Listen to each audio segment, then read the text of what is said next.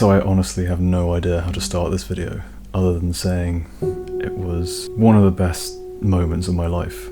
If not the best, but it's definitely up there. My whole life I was always told to never meet your heroes, and I was always given all these terrible horror stories, especially meeting pro skaters.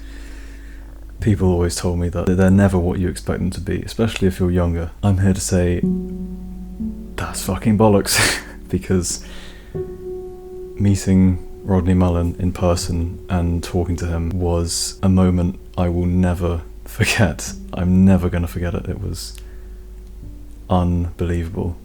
It was life-changing. Not to sound dramatic, I know that sounds ridiculous, but it really was life-changing.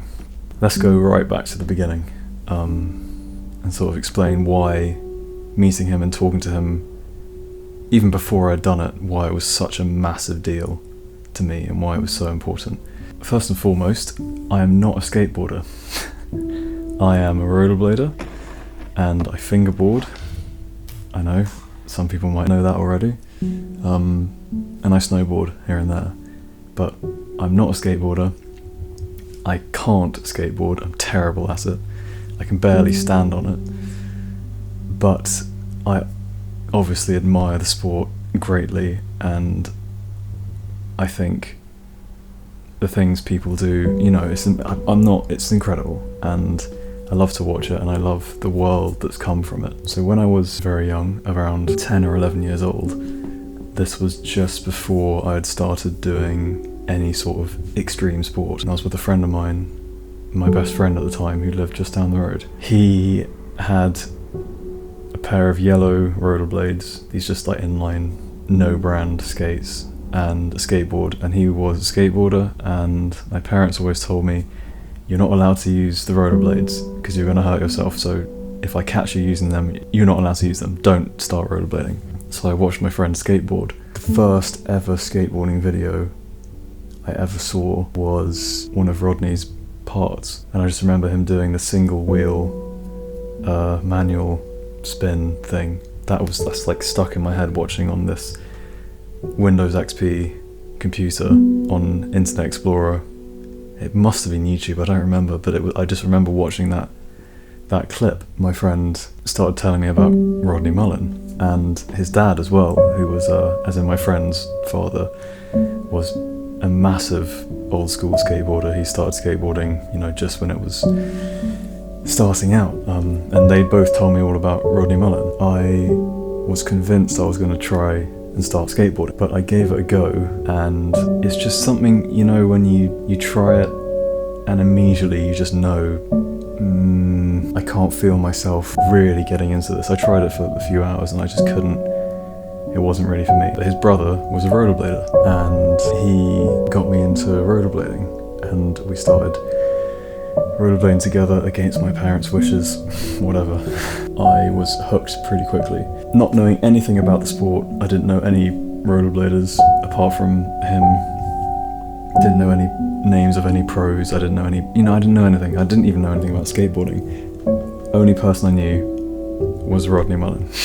The years went by, and I sort of watched some more of Rodney Mullen stuff, and it was always very inspiring for me to see it. I could just tell there was something special about this guy. Like, he wasn't just an amazing skateboarder, there was just something about him that I really liked. But I really got heavily into rollerblading, and I got really heavily into the aesthetics of aggressive skating, especially from the past and from that period, which would have been early 2000s, 2006, 2005. There was just this charm about rollerblading that stuck with me a lot more than skateboarding. And I grew up and eventually got into fingerboarding, as probably a lot of you know. I started fingerboarding because there was no such thing as finger rollerblades. I learnt how to ollie in a few hours. It's gonna be my first proper ollie on a fingerboard, like over something.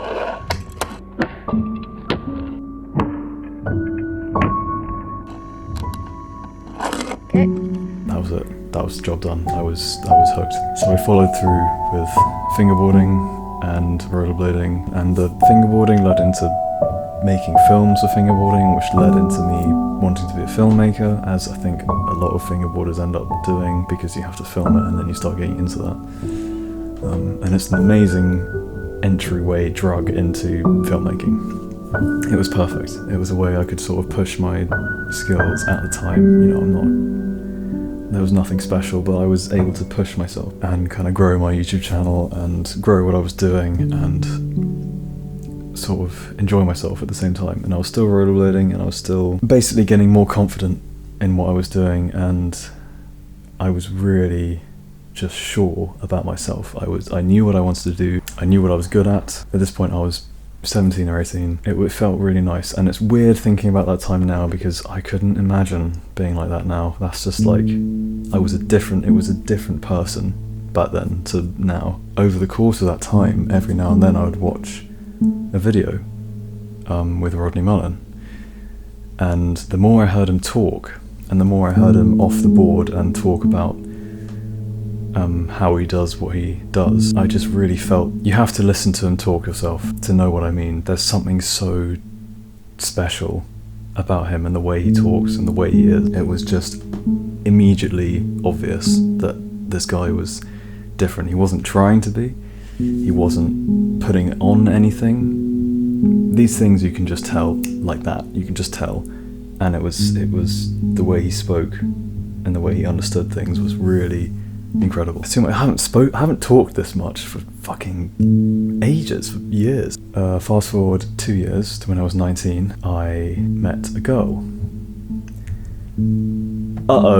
Fucking sound the alarms. I met a girl online, and to cut a very long story very short, she single-handedly turned me from a very confident, very sure teenager, young adult, into a blubbering, self-hating, untalented, unfocused mess of nothing. Anything I was confident about, anything I enjoyed or wanted to do, she would find a way to take that thing and explain to me specifically why I'm stupid for liking it, why I'm not good at it. It was almost like a logical way of explaining why I was an idiot. And that went on for a few months. Fucking months? Not years.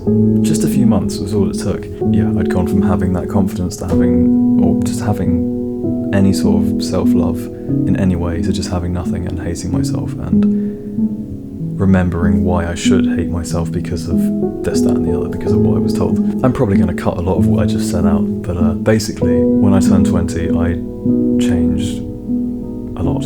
However, my 20th birthday was the day I got a keyboard, and that was the day I started playing piano. And I started playing piano because there are a couple of songs that I just wanted to hear myself make. I wanted to make the sound of those songs. I wanted to do that. Even though things were shit at that time, it was a time that I really felt like I'd, through all the shit, through all the crap, through all the whatever, this piano, this playing this music was something I just knew was gonna be important, and I knew I didn't want to give up. Years went by, and Rodney was always just his philosophy. That sounds really wanky, but the way he looks at life was always, significant to me. About 5 or 6 years ago, he did an interview for this YouTube channel called Impact Theory, and my god, that YouTube channel is just full of, let's not be judgmental here, but it's the sort of stuff that I do not give a shit about in any aspect. It's just full of people talking about money and politics and does not butter the old biscuit. But there was a video on there. It was an interview with Rodney Mullen, and it was half an hour long, and I was like, what the hell? Rodney Mullen? Okay. I so vividly remember watching it after Breath of the Wild came out on Switch, which was also something that significantly changed my life. It really inspired me to try and actually make my own music and record my own music with these two microphones that you can't see. It was a time in my life where there were some people in my life who I thought were very important to me, and I did what I could to try and keep them around and keep them in my life, and then it turned out they were incredibly unpleasant in more ways than one. And I watched this interview with Rodney. I still think it's the most important thing I've ever seen in my life about anything ever. It made me feel understood genuinely for the first time about all these battles against yourself and dealing with injuries mentally and physically and pushing through all these horrible barriers. And it sounds generic and it sounds like, you know, typical life advice crap, but it's just not. It's just not that. It is. There's so much more to it than that. It's not just a guy telling you have to be kind to yourself and you have to push through. It's not that. It's not some fucking podcast bullshit about people who think they're better than you telling you what you should or shouldn't be doing. It's not that. There's something about the way he talks and what he talks about that really struck me hard and really changed the way I think about my life and everyone in my life. And you know, I get emotional about these things because there is so much, and I don't want to sound like everyone else, but there's so much fucking wank that's being put up everywhere that you just happen to come across. And this interview was just not that. It was not just a pro skater talking. It was not just a guy who got famous talking about what he's done. It wasn't just, you know, a very talented guy telling you how to do certain things. It was this fundamental understanding of something that every single person struggles with all the time, whether they talk about it or not. It's this sense of having to be good enough for fuck knows who, and having to find a way to push yourself to keep living, really pushing through as much as you can to find out what your real purpose is and what really makes you happy and what you feel like you really need to do. And it was unbelievable listening to him talk about it. It was incredible. Yeah, I really sort of reevaluated who I wanted to be and what I wanted to do. By that point in my life, I'd gone from being a very confident, borderline arrogant kid to having my heart completely fucking obliterated and my self-confidence exploded and flushed down the fucking loo in the space of a few months. And then to have that compounded over and over again by a couple more people.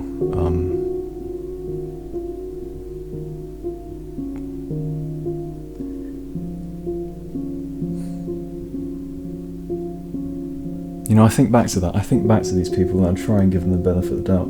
I always think, like, what would happen if they came back into my life and they tried to talk to me? And it's just, you just realise, and especially after watching the interview, you just realise that the only way to win, the only way to succeed, to feel better and to grow and to, you know, to flourish is just to just completely forget they exist. Just don't engage with them ever again, and you don't have to explain why, you don't have to give a reason. Fuck that fucking bullshit. They're gone, and everything's better. And that Rodney Mullen interview, the way he spoke and the things he talked about, stuck with me hardcore. They were just there. They were just with me, and I just never forgot them. For the rest of my 20s, because I'm 29 now, fuck, right? I don't even want to think about that. For the rest of my 20s, I tried to pursue being a filmmaker. I tried to make connections. I tried to build my self-confidence. And then, I'm going to keep this incredibly short, I met somebody who, there is no way I can find an adequate description of the evil and the torturous behaviour this person did to me. It was, I don't want to, it was awful.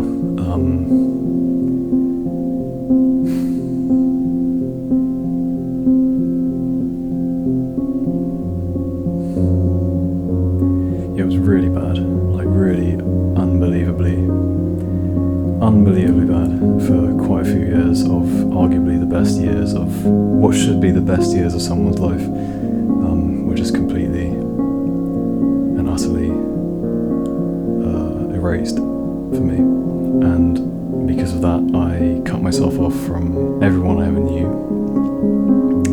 I cut myself myself off from any sort of internet, anything, social media or YouTube or anything. And when it eventually finished, I found myself not having many people.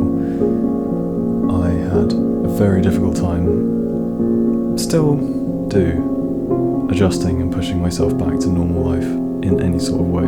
But after all that, I pretty much stopped doing everything in my life apart from playing piano.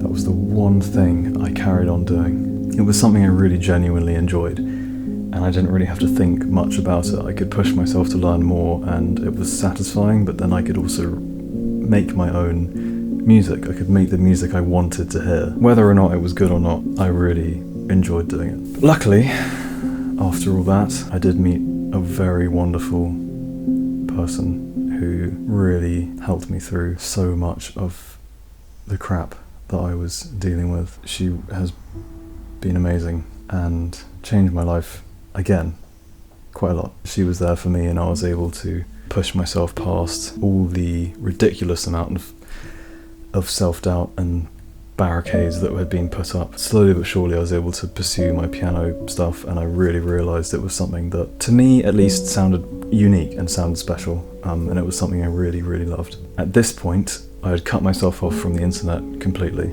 I had stopped using any sort of social media, I'd stopped posting anything, I'd stopped putting myself out there in any way. I had no intentions of coming back. I had no intentions of sharing myself basically ever again in any way, or sharing my work, or sharing anything. But after a street interview I did gained a lot of traction, I decided maybe now would be the time to kind of try again, to kind of push myself out there again. And at this time I'd started making clothes. I'd started teaching myself how to sew and how to make patterns and cut patterns, and I could start making the clothes that I could never buy because they were never what I really wanted. I was posting things on Instagram just to be able to try and bring myself back into that feeling of sharing my work that I used to do when I was a teenager. And I would never scroll. I would never actually use the app for anything other than sharing my work and advertising myself. That was it. I wouldn't check anything else, I wouldn't scroll, I wouldn't use the app for anything apart from sharing my own stuff, because I couldn't handle it, because it had such shit associations for me. And this is where the story gets interesting. Randomly, one morning, I had opened Instagram to post something, and, it opens to the homepage, and on the homepage, I saw a post from Rodney Mullen, and I thought, oh my god, the man himself, what's he up to? And at this point, I had literally not followed him or anyone for a long time. So he did a bit of flat ground magic, as he does, and then he said at the end, skateboarding is invading the Royal Institution. Come join us. And I remember thinking, okay, he's doing another one of his talks, and I'd watched a few of his talks online, especially that interview from years ago, and I thought, damn, it's always in America, whatever, I'm not going to be able to see it, but maybe I can watch it online. But I didn't really think much of it, because why would I? And then I thought, Royal Institution, that sounds British. And I googled it, and I saw it was in fucking Green Park in central London, about 20 minutes from where I live. And I thought, what? And this was on Friday, and the talk was happening on Monday, and I thought, what? There's no way he's doing that in London in 3 days. There's no way. That would be ridiculous. I cannot tell you the speed at which I bought 2 tickets for me and a friend of mine. It was like, I wasn't even thinking, it was just immediate. Like, this had to happen. I had to be there. And not only did I have to be there, I had to be there front and centre. But I was still quite reserved, quite nervous about it, because it was this guy that had been in my life, that had influenced me and encouraged me to do so much, and the way he understands things has always been with me, and it's always inspired me to do so much. He was going to be in person doing a talk in London, and the light just went off, so let me just fix that. And then I also asked another friend of mine, Indy, because he was the only other person I could think of who would actually want to come. So the day comes, I'm there 3.5 hours before it starts, right? I'm there. The talk was meant to start at 7. I think I got there at 4:30, but I couldn't go in. I was absolutely beyond excited. It was just, I couldn't control this was like a huge moment in my life. All I could think about was how nervous I was going to be if there was an opportunity for me to talk to him. Let's just say if there was, right? Very huge long shot. I just didn't think it was ever going to happen. When the doors open, when I came back and the doors opened, there was only 2 people in there. So I thought, okay, my friends are coming at like 6:30. This isn't going to be too big of a deal. I can hold 2 extra empty seats. Like, it's going to be okay. I go to the loo and I come back and there's like 50 people there, and I just remember thinking, oh fuck, like I have to be front and center, front row. There's no sorry, that's just gonna happen. That's like, for me, priority number 1. I want to make the most of this evening, and I was just, fuck this fucking light, man. What is this I remember thinking, how the hell am I gonna keep 2 seats free?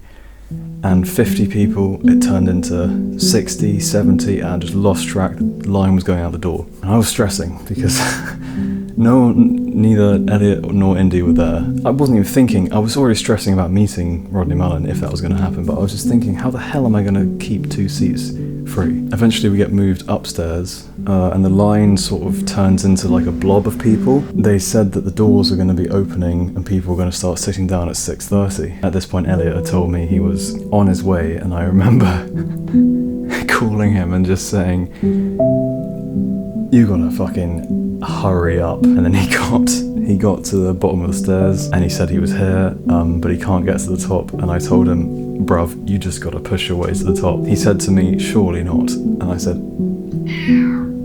yeah, I said, meow, you gotta do it. So, I know, yes, I'm almost done with the story, kitty cat. Eventually he got there, doors open, we sat down, Indy shows up, I beelined to the centre front seat, and everything was okay. We were just waiting. We were waiting, weren't we? And then, out of nowhere, the lights dimmed, and then a video started playing. A video of skateboarding, and obviously this was the start of the show. As the video was playing, I remember seeing a head and this hair in the dark, and I just remember thinking, surely not. Obviously he was going to show up at some point, but I remember thinking, oh my god, is that him? And then the lights came up and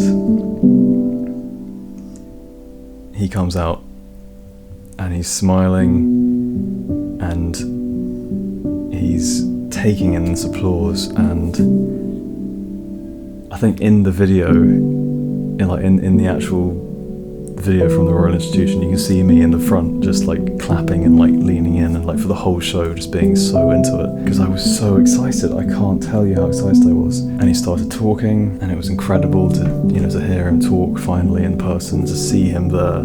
It was unbelievable. This man that he doesn't know how much he's helped me. He's right there, and he's so humble and he's so honest. It was just an incredible experience. And every now and then when the videos would play, he would go around the front row shaking people's hands. He never shook my hand, and I was like, oh man, how are we going to do this? I don't know if I'm even going to be able to meet him. Like, I don't know how this is going to... I was just thinking about all these things, and I was so nervous, and like my mouth was dry, and I just didn't know what was happening. And then just as he started finishing his talk, which was fascinating, by the way, the person in charge of the show said that he's very graciously given up some of his time to answer a few of your questions. And I was like, oh my god, right. It's now or never, Rory. You gotta think of the question. The question that sums up everything you wanted to ask this man.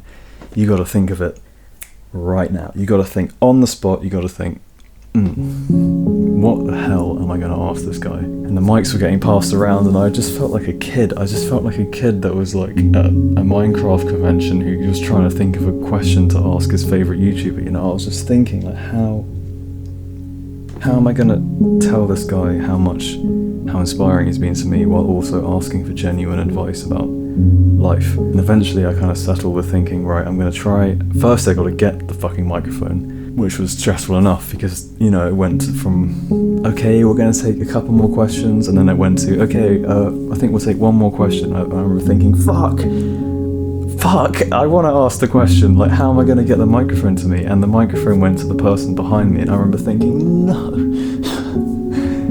Like, all this, like, adrenaline and excitement, it just flushed out of me, and I remember feeling so defeated at that point, because it was just like, how was I going to talk to him? How was I going to be able to do this? And then my friend tapped me on the knee and he said, don't worry mate, at least he looked at you, so you can be happy with that. And then I remember thinking in that moment, I think if he hadn't have said that to me, I would have just said fuck it. But in that moment I remember thinking, fuck that, I'm gonna ask a fucking question.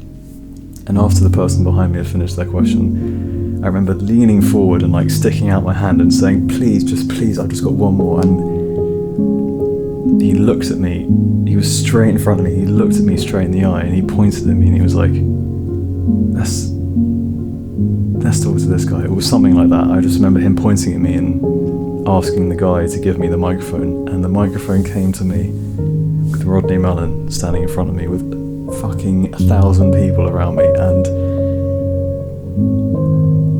I was shitting myself. My mouth was dry, I was shaking so much, and I just forgot what I wanted to ask. I kind of had the gist of it in my head, but it was just like, I just remember trying to think, right, I got to start this question, I got to get my point across. And I started talking, and I don't remember specifically what I said, but it was something along the lines of, you've been such an amazing inspiration to me. I've never heard anyone that understands life as much as you do. You know, blah, blah, blah, just trying to explain myself and explain why this means so much to me. And then I asked him about how does he deal. I said, being a pianist, the biggest battle I'm facing is a battle against myself and feeling like I'm not good enough. And I asked him, over the time of what you've been able to achieve, how have you been able to deal with that? Something like that. It was something along the lines of that. Obviously I was stressing out and I was trying to figure this out, and he stopped for a second and he said, you're a beautiful soul to me. And I was like, what? And then he answered so honestly, like he genuinely listened to me and he genuinely gave a shit, and he answered so honestly. And he said, again, I was so stressed, but he said something along the lines of, you'll never understand the effect that you have on other people, because everything you do, it causes ripples. And even if what you think you're doing isn't good enough, it will have positive effects on people everywhere in the world, and you won't even know about it. So what you're doing, it really matters. It was something like that, and I remember thinking, oh my god, like I needed to hear that. I forgot to say that about 3 or 4 weeks ago I had started organising my first ever piano show, and it was because of the inspiration I found from his talk before that I actually wanted to give this a go. So I was asking around for venues, I ended up finding a church, and the church fucked me over, so I found a new church, and then they were taking so long to book it, but eventually I got my show sorted. I made posters for it, and I brought some of the posters with me. After he had answered my question, I remember thinking, I'm so glad I organised this show. I'm so glad I'm really doing this, I'm really pushing myself, because he's right. Then the guy who was running the show said that Rodney has very kindly decided to give up some of his time to do a meet and greet outside, and I was like, oh my god, okay, this is the moment. I just gotta say fuck it, I gotta get out there, I gotta talk to this guy. And I brought I brought a wooden fingerboard with me with a blank bottom ply, and I brought a handful of my flyers with me. So I was hoping I'd get him to at least sign the fingerboard, maybe get a picture with him, and then, that'd be amazing. So when the doors opened, I leaped over the front, like fucking Mirror's Edge, over the front barrier, and launched myself to the front doors. And I got pretty close to the front, but I just remember thinking, I really have to do this. While also, trying to be respectful. And there was this big blob of people, and I was sort of near the front, and then Rodney came out and he started talking to everyone. And I noticed that he was talking to everyone and listening to every single person he spoke to about anything they wanted to talk to. He was present, and he understood, and he really gave a shit about them and about what they were doing and why they wanted to talk to him. It really mattered to him, and this is something I'd never seen before. It was incredible. He really cared, and every single person he spoke to, he spent as much time as they wanted with him. He didn't care. He enjoyed it. He wasn't tired. He wasn't overwhelmed. He was incredible, and he was so humble about it, and everyone was so nice to him, and he was so thoughtful to everyone else. He signed some skateboards for this group of kids, and they all started crying because they were so happy. It was just this incredible moment. Eventually I kept letting people go through because I just, I wanted to be polite. And then a couple of people said, "You're the guy that asked the question. You've been standing here for like 15 minutes. You should, do you want to go next?" And I was like, thinking, yes I do. But I remember saying, "Yeah, that's very kind of you. Yeah, I'll be up." I remember just trying to be like cool about it, but I was stressing out. And then he shook this guy's hand, and then he looked at me.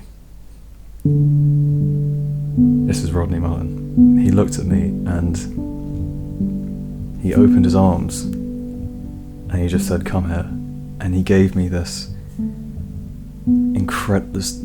he just hugged me, but it was so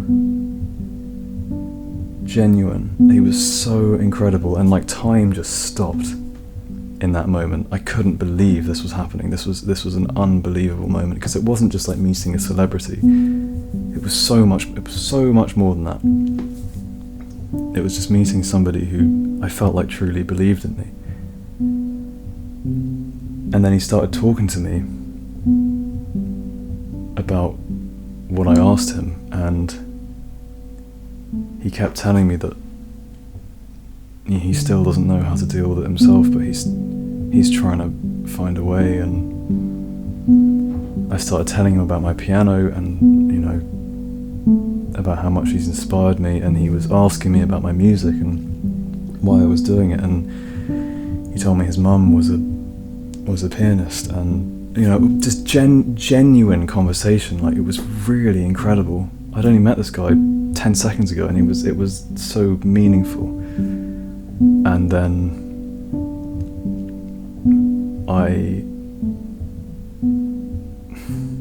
brought out one of my flyers, and I said, "Look, I've got a few things I'd really like you to sign, but this is a poster for my first show that I'm doing next week, or in a few weeks." I don't remember what I said. And I said, "Look, I just want you to have this. I just want you to keep this poster, because if it weren't for you, I wouldn't have even bothered trying to do this." And then he said to me,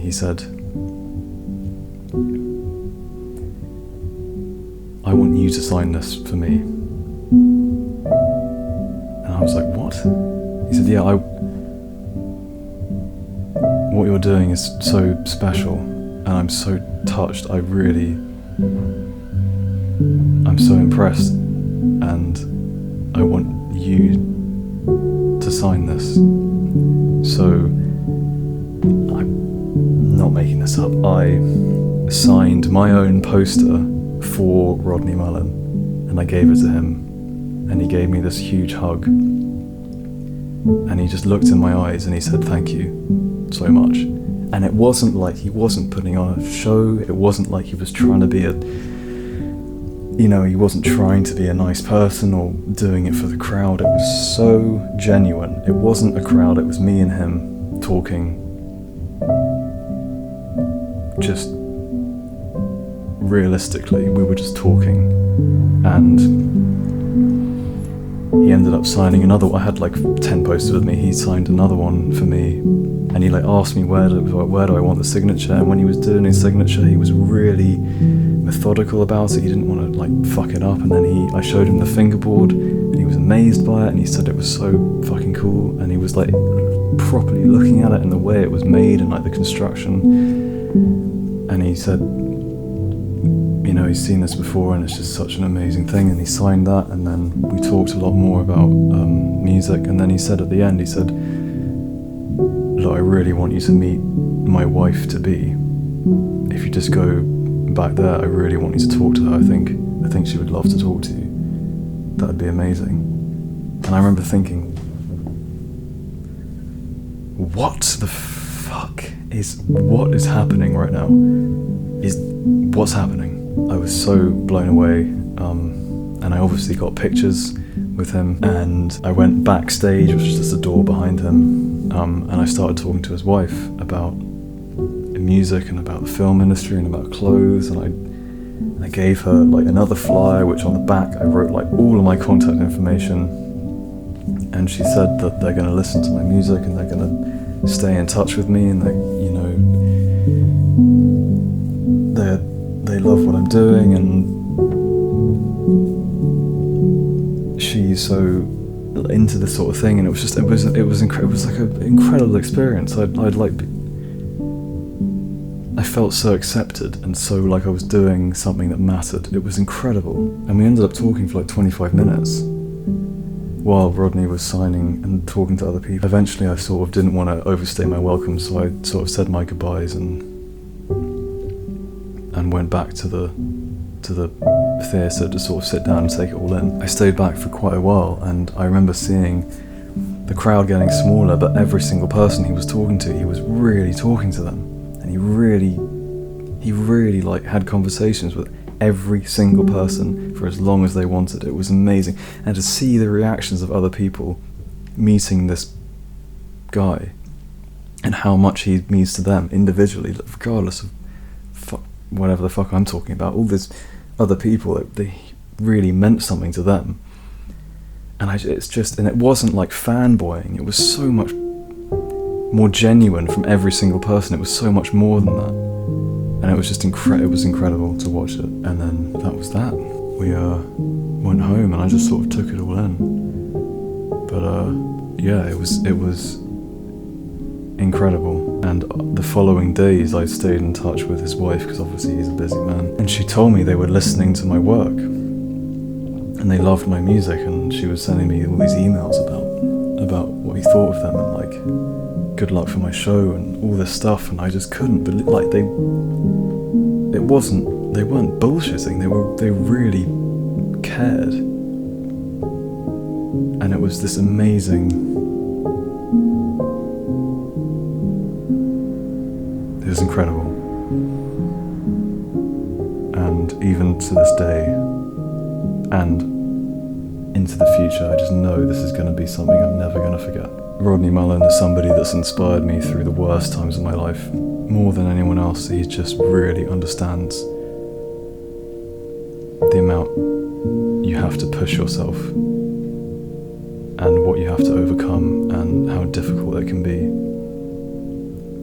And to meet him and to talk to him and to feel his support for what I'm doing and what I want to do, it was amazing. It was really something special. So if anyone has the opportunity to see Rodney Mullen talk and to meet him, do it. Just do it.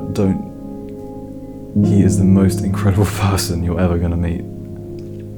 And he's so much more than just a pro skater. He is the biggest inspiration in my life, and I just hope everyone gets to experience the same opportunity I had with him, because it's something I'm never going to forget, and it changed my life.